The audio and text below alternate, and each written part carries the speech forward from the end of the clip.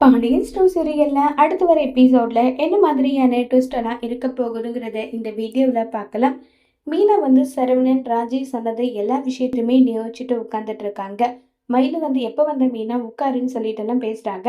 ஆனா அது மீனாவுக்கு காது கொடுத்து கூட கேட்கறதில்ல. ஏன்னா அவங்க யோசனை முழுக்க மயிலு வாழ்க்கை சரி பண்ணலாம்னு நினைச்சு கடைசியில எல்லாரும் இப்படி பேசிட்டாங்களே நினைச்சுதான் ரொம்பவே வருத்தத்துல இருக்காங்க.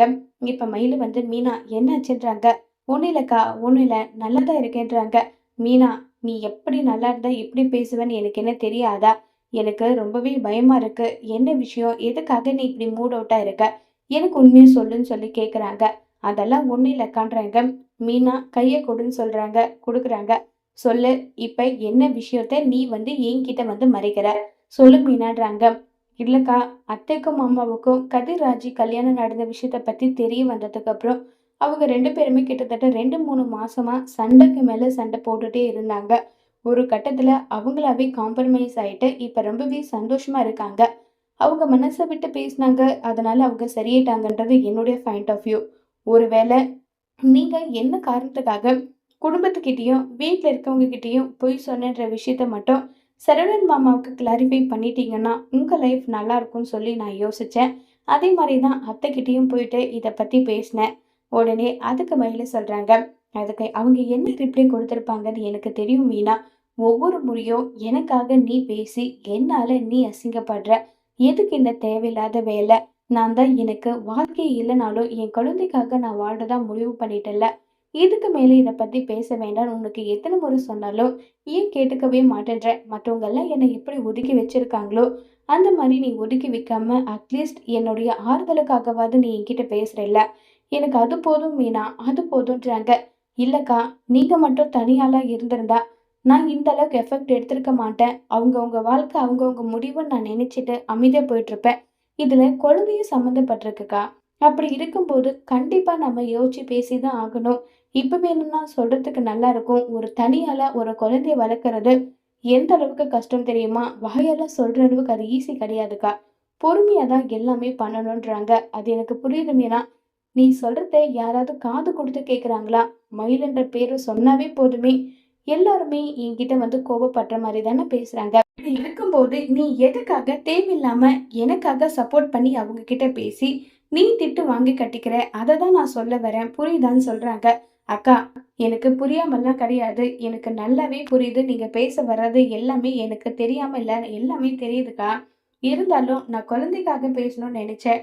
ஆனா சரவணன் மாமா அதுக்கு இப்படி ஒரு ரிப்ளை கொடுப்பாருன்னு நான் நினைச்சு கூட பார்க்கலன்னு சொல்றாங்க. என்ன விஷயம்? அப்படி என்ன அவரு சொன்னாரு? சொல்லு மீனான்னு சொல்லி கேக்குறாங்க. வேண்டாக்கா, அதை வேற எதுக்கு சொல்லி உங்க மனசை கஷ்டப்படுத்திட்டுன்றாங்க. எனக்கு தெரியும் மீனா, அவர் இன்னொரு வாழ்க்கைக்கு அவர் தயாராயிட்டாருன்றது எனக்கு நல்லாவே தெரியும். அதை நான் தப்புன்னு கூட சொல்ல மாட்டேன். ஏன்னா அவர் என் கூட இருக்கிற வரையும், என்னுடைய லைஃப்ல இருக்கிற வரையும் அவர் எனக்காக உண்மையா தான் இருந்தாரு. அந்த லைஃப்ப தக்க வச்சுக்க எனக்கு தெரியல. நான் சொன்ன ஒரு பொய், ஒரு பொய்ன்னு சொல்ல முடியாது. என் வாழ்க்கைய காப்பாத்திக்க நான் சொன்ன பல பொய், என் வாழ்க்கைய ஒட்டுமொத்தமா அழிச்சிடுச்சு. அவ்வளோதான். மத்த எல்லாரும் பொய் சொல்லி கூட கல்யாணம் பண்ணலான்னு சொல்லுவாங்க.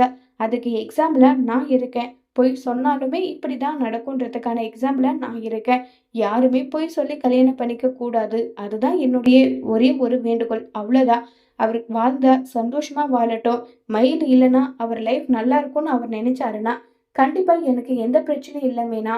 அவர் நிம்மதியா சந்தோஷமா அவர் லைஃப்பை பார்த்துக்கிட்டோம்.